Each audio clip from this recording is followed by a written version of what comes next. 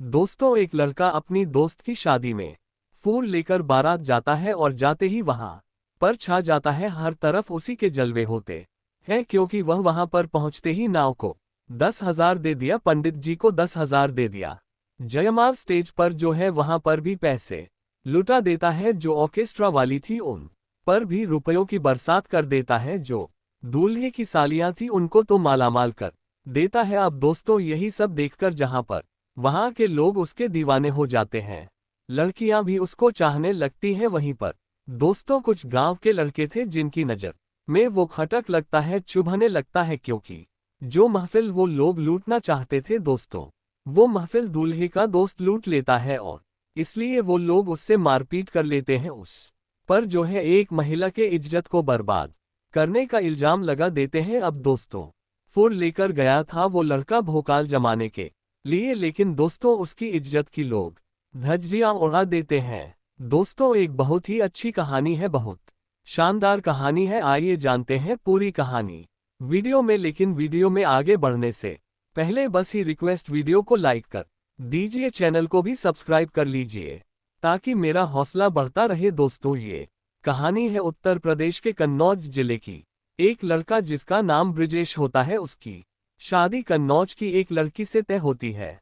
उसका एक दोस्त होता है जिसका नाम विजय होता है। अब दोस्तों, उसने एक नई फोर कार खरीदी थी, तो अपनी कार लेकर वो ब्रिजेश के घर पर आता है कि दोस्त की शादी में अपनी कार लेकर जाऊंगा। लेकिन दोस्तों, अब जब आता है तो सारे लोग बारात को विदा कर रही थी, औरतें नाच गा रही थी जैसे देवी स्थान देवी देवताओं के स्थान का पूजा पाठ होता है, तो वहीं पर वो लोग घूम टहल रहे थे। तो दोस्तों, ये जो है धीरे से एक 10,000 की गड्डी निकालता है, 10,000 की नोट की, और वहां पर वो उड़ा देता है। अब दोस्तों, जब लोग देखते हैं कि 10,000 के नोट उड़ रहे हैं तो लोगों के बीच में जो है हुड़दंग मच जाता है उस पैसों को लूटने के लिए, और बुरी तरीके से अफरा तफरी मच जाता है। धक्का मुक्की में ना जाने कितने लोगों को चोट आती है। कुछ लुटेरी जो महिलाएं थी, लुटेरी महिलाएं मतलब जो उस समय पैसा लूटने वाली जो महिलाएं थी, वहां पर जो नाच गा रही थी वो भी पैसा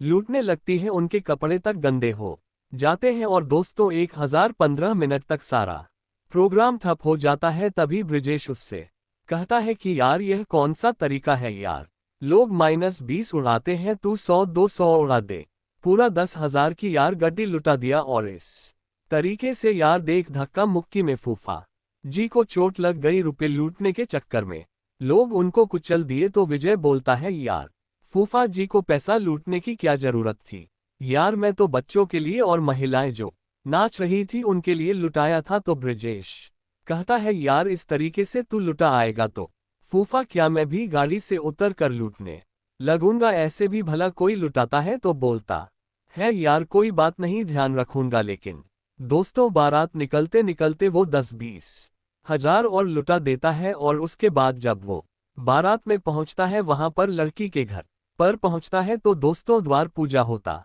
है। और उसके बाद जब पंडित जी बोलते हैं कि दक्षिणा हमारा दीजिए, तो दोस्तों दक्षिणा के नाम पर फिर वह एक गड्डी निकालता है 10,000 के, और पंडित जी को दे देता है। पंडित जी जैसे हाथ में लेते हैं तो उसका मुंह ताक लगते हैं। इसके अलावा जितने भी वहां पर द्वार पूजा में लड़की वाले लोग थे, सारे लोग और ये लोग भी उसका मुंह ताक लगते हैं। पंडित जी कहते हैं कि बेटा ये क्या है? बोलता, बस पंडित जी रखिए, आपका दक्षिणा है। अब दोस्तों, जो नाव ठाकुर थे वहां पर, उन्होंने बोला कि मुझे भी दक्षिणा चाहिए कुछ। तो उन्होंने बोला, कितना चाहिए आपको? वो बोले कि होता तो है पंडित जी के बराबर, लेकिन अब आपकी जो इच्छा है वो दे दीजिए।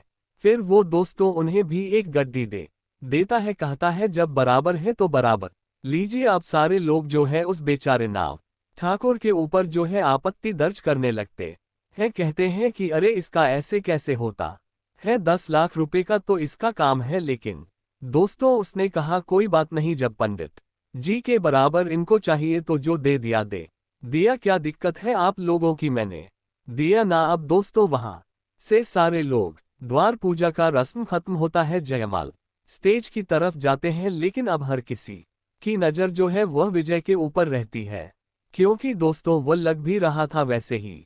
अब दोस्तों, जब जयमाल की बारी आती है तो स्टेज पर एक कुर्सी लगाकर विजय बैठ जाता है। अब सारे फालतू लोगों को स्टेज पर से हटाया जाता है, लेकिन किसी की हिम्मत नहीं हुई यह कहने की भाई आप भी चलो यहाँ से। वो वहीं पर कुर्सी लेकर बैठ जाता है। अब जयमाल का रस हुआ, उसके बाद लोग आशीर्वाद देने आए।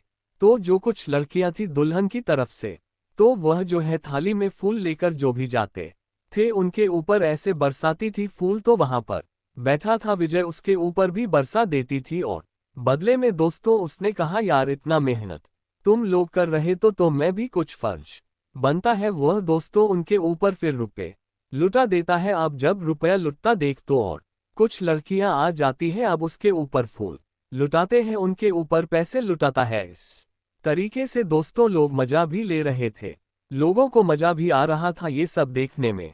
लेकिन दोस्तों बस वही बात है कि 2-3 लड़के वहां पर थे जिनका माहौल खराब हो रहा था, जो कि खुद हवाबाजी करने आए थे, लेकिन अब उनका चारा चल नहीं रहा था। अब दोस्तों जो विजय था वह उन लोगों को विलेन की तरह लगता है। वह कहते हैं कि यार इस तरीके से यह बहुत बदतमीजी कर रहा है और इसको कुछ करना पड़ेगा। लेकिन दोस्तों वह रुपए लुटाया जा रहा था। और इधर जो है फिर एक आशीर्वाद देने वालों में एक महिला आती है, तो उसको लेकर बवाल हो जाता है। सारी महिलाएं कहती है कि अरे ये कहाँ से आ गई, इनको यहाँ से हटाओ और इनकी क्या जरूरत है यहाँ पर। तो वहां पर कुछ टाइम के लिए प्रोग्राम रुक जाता है। फिर विजय जाता है वहां पर, कहता है भाई क्या बात है। ब्रिजेश कहता है यार जरा देख क्या बात है। तो कहता है कि हाँ क्या हुआ। अब उसे सारा बात पता चलता है कि एक विधवा जो है स्टेज पर आ गई है, आशीर्वाद देना चाहती है, लेकिन उसके आशीर्वाद की जरूरत है नहीं, उसको लोग हटा रहे हैं। तो सारी बात समझता है दरअसल वह जो महिला होती है वह उसी दुल्हन की भाभी होती है। अब क्योंकि 1 साल पहले उसके पति की मौत हो जाती है तो इसलिए वह विधवा थी, लेकिन उसी घर में रहती थी वह, और इसीलिए वह आशीर्वाद देने आई थी और इसी शादी के लिए रुकी भी थी। इसी शादी के बाद वह अपने मायके चली जाती, लेकिन जो है जब वह आशीर्वाद देने आती है तो लोग आपत्ति उस पर जताते हैं। विजय कहता है कि यह कौन सी बात है, अगर ये आशीर्वाद देना चाहती तो इनको बात देने दीजिए, और वैसे भी ये जो लड़की की भाभी है इनका फर्ज बनता है। अब वह सबको वहां से हटाता है और कैमरामैन को कहता है कि भाई जरा ढंग से फोटो खींचना यार, सबसे सुंदर मेरे ख्याल से इन्हीं की फोटो आएगी। अब वो माहौल को हल्का करने की कोशिश करता है और जब देखता है कि वह अकेले खड़ी है, उनके साथ कोई नहीं था, उनके घर की कोई महिला भी नहीं थी, तो दोस्तों वह उस लेडीज के बगल में खड़ा हो जाता है। दोस्तों उस लेडीज का नाम मंजू होता है। वो उसके बगल में खड़ा हो जाता है और कैमरामैन से बोलता हाँ भाई फोटो खींचो, ढंग से खींचना। दोस्तों उसके बाद जो है मंजू की आंखों में आंसू आ जाते हैं, क्योंकि शायद उसे अपने पति की याद आ जाती है। और उसके बाद फिर वह अपना काम करके वहां से चली जाती है। फिर वह आकर उसी जगह पर बैठ जाता है और फिर जैसे चल रहा था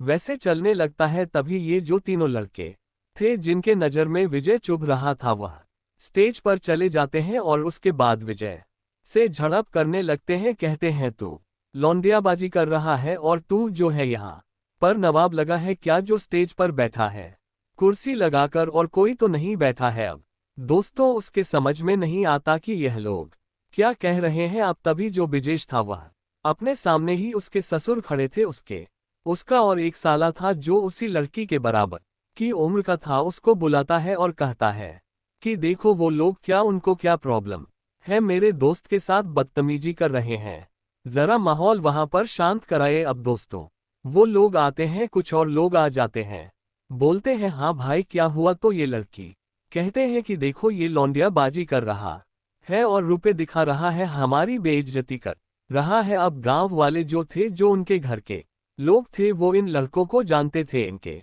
रिश्तेदार में ही थे। भाई पटीदार रंग चलता रहेगा तो ये सब बंद करो और उसके बाद चलो खाना वगैरह खाओ, भी शादी भी करनी है। तो बोलता हाँ भाई चलो ठीक है। अब वहां से दोस्तों वो जो है नीचे उतर जाता है और उसके बाद जयमाल का प्रोग्राम पूरा हो जाता है। अब उसके बाद जो ब्रिजेश था वो वापस बारात में चला जाता है, विजय भी चला जाता है, सारे लोग चले जाते हैं और फिर 1 घंटे बाद शादी होनी थी, लेकिन वहां पर ऑर्केस्ट्रा प्रोग्राम था, 4-5 लड़कियां डांस कर रही थी तो जैसे ही वो देखती है कि दूल्हा आ गया, सारे लोग आ गए, तो कहती है कि फफट वाले जो बाबू हैं जरा हम पर भी ध्यान देंगे, हम भी गरीब लोग हैं। तो दोस्तों विजय वहां भी जाता है और उनके ऊपर भी 10-20 हज लुटा देता है। अब दोस्तों वह भी खुश हो जाती है, उसे दुआ भी देती है और उसके बाद ये होता है कि चलो अब शादी करना है। तो ब्रिजेश जब शादी करने आता है तो उसके साथ विजय भी आ जाता है। कुछ और बड़े बुजुर्ग जो थे जिनकी देखरेख में शादी होनी थी, जिम्मेदार जो लोग थे वो भी कुल मिलाकर 8-10 लोग आ जाते हैं और घर के बीच में आंगन था। आंगन में मंड लगा था और वहीं पर सबको बाइज्जत बिठाया जाता है। लड़की वाले और लड़के वाले दोनों तरफ के लोग वहां पर बैठते हैं और विजय की भी एक चेयर लगा दी जाती है। वह बोलता है भाई मैं तो किनारे ही बैठूंगा। वह दोस्तों एक किनारे अपना बैठ जाता है, वहीं बैठता है जहां पर वह मंजू थी जो कि विधवा भाभी थी। वह भी एक पीड़ा लगाकर बैठी हुई थी। अब शादी की रस्म शुरू होती है, लेकिन जितने भी सामान थे, जितनी भी जिम्मेदारी थी, अगरबत्ती कपूर से लेकर दूध तक जो भी कुछ था, सारी जिम्मेदारी मंजू के ऊपर थी। कुछ भी घटता तो उसी से लोग मांगते और वह जल्दी से लाकर दे भी देती थी। सारा कुछ उसी के ऊपर था। इसके अलावा जो रिश्तेदार थे, किसी को सोने की व्यवस्था नहीं है तो आके बोलता था कि अरे जरा सोने की व्यवस्था कर दो, उनका भी जाकर इंतजाम करती। कोई आता बोलता कि भाभी एक प्लेट खाना ले आते, हमने खाना नहीं खाया, उनको खाना लाकर देती। कोई आता अपने बच्चे को लेकर, अरे रो रहा है, कुछ खाने का रखे हो तो दे दो, उसको भी खाना देती। उसने एक कमरे में जितने भी प्रकार के खाने बने थे सारा थोड़ा थोड़ा मंगा के रख लिया था, क्योंकि उसको पता था कि अगर किसी को कुछ जरूरत पड़ेगी तो मुझसे ही मांगेगा। ये सब उसी की जिम्मेदारी थी, तो सब कुछ वो लाकर दे रही थी। और उसी आंगन में उसकी जो सास थी, यानी कि जो लड़की की माँ थी, वो भी बैठी थी। उसकी और 2 छोटी छोटी नंदे थी, वो भी बैठी थी। उसका देवर भी था, वो भी बैठा था, और बाकी सारी रिश्तेदार की महिलाएं थी, वो भी बैठी थी। लेकिन और किसी को किसी काम से कोई मतलब नहीं था। सारा कुछ जो है वह मंजू ही देख रही थी। अब दोस्तों विजय उसको देखता है कि बहुत परेशान है, इतना कुछ काम कर रही है। फिर वह जो है उससे कहता है कि आपने खाना खाया? तो वह कहती है कि नहीं, मेरा क्या, मैं तो खा ही लूंगी। तो बोलता है कि कब खाओगी? अब वह ज्यादा बातचीत करना नहीं चाहती थी तो चुपचाप बैठ जाती, कोई जवाब नहीं देती। फिर विजय कहता है कि मैंने भी नहीं खाया। तो वह कहती है कि आपने क्यों नहीं खाया? तो कहता है कि इसलिए कि मुझे मौका ही नहीं मिला। मैं सोचा कि दूल्हा जब खाएगा, मेरा दोस्त खाएगा, तो उसके साथ खा लूंगा। अभी तक उसे ही खाना नहीं मिला तो मैं कैसे खाऊंगा? तो बोलती है कि वो तो शादी उनकी हो रही है और उनको खाना तो शादी होने के बाद ही मिलेगा, यानी कि उनको तो कल ही अब खाना मिलेगा, तो आप तो भूखे रह जाएंगे। तो बोला कि भाई ऐसी बात है तो भूखा तो रहना ही पड़ेगा। फिर वो कहती है कि अच्छा ठीक है, मैं ले आती हूँ, खा लो। तो कहता है कि मैं कोई घर आती हूँ क्या जो आप मेरे लिए खाना लाओगे? आपके घर का थोड़ी हूँ। कहती है कोई बात नहीं, आप तो मुझे दोनों तरफ के ही लगते हैं, घरती भी और बाराती भी। बोलता है लेकिन किसी को बुरा तो नहीं लगेगा? बोलती है क्या बुरा लगेगा, आप दूल्हे के दोस्त हैं और हमारा फर्ज है कि आपकी हम इज्जत करें, तो इसमें किसी को बुरा तो लगना नहीं चाहिए। फिलहाल मैं खाना ले आती हूँ। अब दोस्तों उठती है और एक थाली में अच्छे से परोस के सब कुछ ले आती है और उसके बाद एक स्टूल पर रख देती है, उसके सामने कर देती है। अब जब सारे लोग देखते हैं कि यहाँ पर तो विजय को खाना मिल रहा है, तो विजय जति की जिसकी शादी हो रही थी, वह कहता है क्या भाई अकेले अकेले? तो कहता है क्या करूं यार, तुम्हारे चक्कर में तो मुझे भी भूख से चक्कर लग रहे हैं। अब आओ खा लो, बाद में शादी कर लेना। तो कहता है भाई खाओ यार, मेरे नसीब में कहाँ खाना है? बोलता है हाँ भाई, तुम्हारी नसीब तो खराब ही है, चलो नसीब को बदल लेते हैं। अब सारे लोग हंसने लगते हैं। उसके बाद फिर अब वो खाने लगता है, लेकिन अब चून की बगल में जो मंजू थी वह बैठी थी, तो उसे में कहता है एक निवाला तोड़ के कहता है लो तुम भी खा लो। वो कहती है कि मैं नहीं खाऊंगी वरना मुझे नींद आने लगेगी, लेकिन वो कहता है नहीं खा लो। अब दोस्तों उसके मुंह की तरफ वह हाथ कर रखा था, अब वो सोचती है कि कोई देख लेगा तो भी बदनामी होगी। अब दोस्तों वो खा लेती है और उसके बाद फिर ऐसे ऐसे 1-2 निवाला खिला देता है। अब दोस्तों जहां विजय को मंजू से प्यार हो जाता है वही मंजू को भी कुछ अपनापन सा लगने लगता है। वो दोस्तों उसके तरफ देखती है, वो उसको देखता है और इस तरीके से शादी की रस्म चलती है। कॉफी चाय वगैरह बनता है, सब कुछ होता है। अब दोस्तों वह लड़के भी वहीं पर थे जिनसे कुछ देर पहले झड़प हुई थी। तो उनमें से एक लड़का जो है इनके ऊपर बहुत बारीकी नजर रख रहा था। वह जो है मोबाइल से ना जाने कैसे फोटो खींच लेता है कि जब विजय जो है वह मंजू को खाना खिला रहा था, निवाला उसके मुंह में डाल रहा था। अब दोस्तों वह मोबाइल में फोटो खींच लेता है, उसके बाद हंगामा कर देता है, बोलता है कि देखो यह क्या कर रहा है, इसकी हरकतें देखो आप लोग। अब दोस्तों जो मंजू थी वह तो डर जाती है, जो विजय था वह कहता है कि हाँ तो क्या हुआ, खाना ही तो खिला रहा हूँ, कौन सा कुछ और खिला रहा हूँ। अब सारे लोग जो है भड़क जाते हैं, कुछ लोग जो है कहते हैं भाई ऐसा मत करो। लेकिन दोस्तों अब जो मंजू थी वह जो है उसे शर्मिंदगी झेलनी पड़ती है, बहुत ज्यादा उसकी बेइज्जती होती है। उसकी सास भी कहती है और उसके जो भी अन्य रिश्तेदार थे कुछ लोग उसी की ही गलती देते हैं। अब दोस्तों वह जो है उसकी जो बनी बना इज्जत थी, जो उसने इतना मेहनत किया था, दोस्तों उस पर पानी फिर जाता है। अब फिलहाल इसकी भी बेइज्जती होती है और उसके बाद वह जो है उसके कुछ ही देर बाद शादी की रस्म पूरी हो जाती है। ये सारे लोग चले आते हैं फिर से वापस बारात में। अब लोग कहते हैं यार तुझे इस तरीके से करने की क्या जरूरत थी, और तो बोला यार क्या करूं, मुझे उसके ऊपर दया लग रही थी, उसने खाया नहीं था। उसने बोला कि मैं 2-3 रातों से सोई नहीं हूं, ठीक से खाना नहीं हो पा रहा है, पानी नहीं हो पा रहा है, मैं सोचा चलो ये भी खा ले। तो बोला यार गजब है तू, अब उसकी कितनी बेइज्जती हो गई। फिर वो बोला यार फिर वह कैसी है, आखिर क्या है उनका, कुछ बताओ उनके बारे में। तो बोलती है कि यार वो मेरी वाइफ की भाभी है, 2 साल पहले इसके भाई ने शादी करी थी और 1 साल पहले उसकी एक रोड एक्सीडेंट में मौत हो जाती है। तब से यह बेचारी अकेली है, इतनी सीधी है, और अब क्या करे, हमारी शादी के लिए ही ये रुकी हुई है।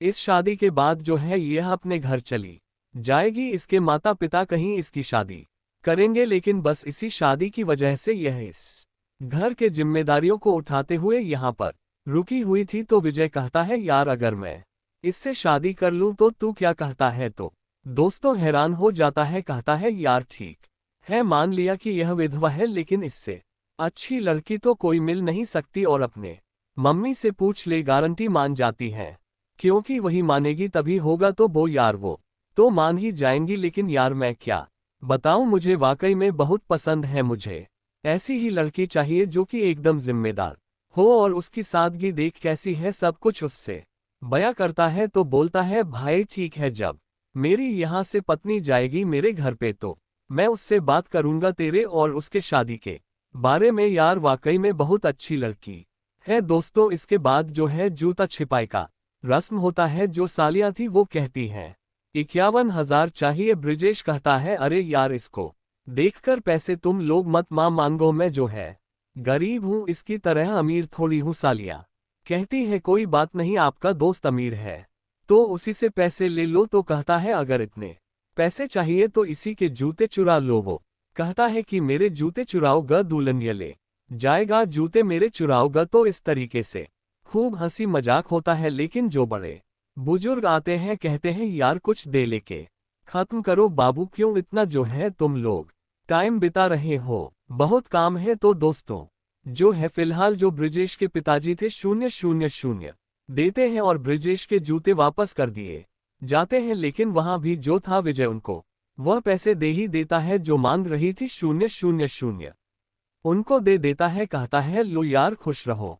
अब जब बारात में आता है तो बोलता है ब्रिजेश यार तू इतने पैसे लुटा दिया यार, बताइए कोई बात है। तो बोलता है यार कोई बात नहीं यार, जो कमाते हैं उसका 10-20 पर कम से कम दान करना चाहिए, और ये लोग देख कितने खुश होते हैं पैसे पाकर। तो कोई बात नहीं, मैंने कोई ऐसे नहीं लुटाए हैं, उनको जरूरत थी उनको दे दिया, क्या दिक्कत हो गई। अब दोस्तों उसके बाद दुल्हन की विदाई होती है, लेकिन जैसा कि विजय ने उससे कहा था और ब्रिजेश ने विजय से कहा था कि मैं अपनी वाइफ से बात करूंगा, तो घर जाके वह अपनी पत्नी से बात करता है। दोस्तों उसकी पत्नी का नाम छाया होता है। छाया से कहता है कि छाया वो जो मेरा दोस्त था सारी बात बताता है कि वो शादी करने के लिए कह रहा था, बहुत अच्छा है और शेयर मार्केट का एक्सपर्ट है, अकाउंट की पढ़ाई कर रखी है और बहुत ही अच्छा लड़का है, महीने में लाख रब कमा भी लेता है और लोगों का दिल खोल के मदद करता है। उसके पिताजी भी अमीर थे तो खानदानी पैसा उसके पास है, प्रॉपर्टी है और उसके पास 2-3 कारें हैं। उसकी माँ भी बहुत सीधी है, पिताजी नहीं है अब इस दुनिया में, लेकिन लड़का बहुत अच्छा है तो वह भाभी से शादी करने के लिए कह रहा था मंजू से। तो तुम्हारा क्या विचार है? अब दोस्तों जैसे ही छाया बात सुनती है वो चिढ़ाते हैं, कहती है कि अगर तुम्हें शादी करवानी ही है तो आप जो है मेरी जो छोटी बहनें हैं 2 उनमें से एक का करवा दो, भाभी का क्यों करवा रहे हो? वो तो अपने घर जाएगी, उसके पिताजी उसके जिम्मेदार हैं, वो लोग उसकी शादी करेंगे और मेरे भाई को तो खा गई। दोस्तों उसके बारे में उल्टा सीधा कहने लगी। वो बोली कि अगर शादी कराना हो तो मेरी बहन का कराना, वरना इस बीच में मत पड़ना। अब दोस्तों इतना सुनते ही विजेश चुप हो जाता है, कहता है कि अब इससे ज्यादा बोलने का मतलब कि अपने ही पैर पर कुल्हाड़ी मारना, अपनी ही शादीशुदा जिंदगी बर्बाद करना। वो चुप रहने में अपनी भलाई समझता है और उसके बाद विजय से कहता है कि यार देख, ये तो कह रही है कि मेरे साली से तू शादी कर ले। वो बोलता है यार तेरे साली से शादी नहीं करना, मुझे वहीं बैठी थी एक गिलास चाय तक किसी को नहीं दे रही थी, मुझे तो उसी से करना है भाई, मुझे उसी से प्यार है। फिर विजय बोला फिर तूने क्या बोला? तो बोला यार मैंने कुछ नहीं बोला, लेकिन मैं तेरे साथ हूं। अब वो जो है अपने माता पिता के घर जाने वाली है तो तू उसके घर चलकर हम लोग अप्रोच करेंगे। अब दोस्तों ऐसे ही होता है जब वहां से मंजू अपने घर चली जाती है, उसके बाद ये जो विजय की माँ थी, इसके रिश्तेदार थे, ये लोग जो है जाते हैं और वहां पर मंजू का हाथ मांगते हैं विजय के लिए। जब मंजू सुनती है कि यह वही लड़का है, उसी लड़के की ये माँ है, उसी के रिश्तेदार हैं कि जो मुझसे शादी करने की बात कर रहे हैं, तो दोस्तों वह खुशी के मारे फूट फूट कर रोने लगती है। और उसके बाद क्योंकि उसे भी कहीं ना कहीं विजय से प्यार हो गया था, अब दोस्तों उसके बाद जो है बात बनती है। और दोस्तों इसी साल फरवरी महीने में विजय और मंजू की साधारण तरीके से एक मंदिर में शादी होती है। और दोस्तों तब से लेकर आज तक 10 महीने हो गए दोनों की शादी को। दोनों पति पत्नी बहुत ही शानदार लाइफ एंजॉय कर रहे हैं। तो दोस्तों ये रही कहानी, आपको कैसी लगी आप कमेंट करके जरूर बताएं, और जरा भी अच्छी लगी हो तो वीडियो को लाइक नहीं किया तो लाइक कर दीजिए, चैनल को सब्सक्राइब कर लीजिए इसी प्रकार की कहानियों के लिए। फिर मिलेंगे अगले वीडियो में, तब तक के लिए जय हिंद।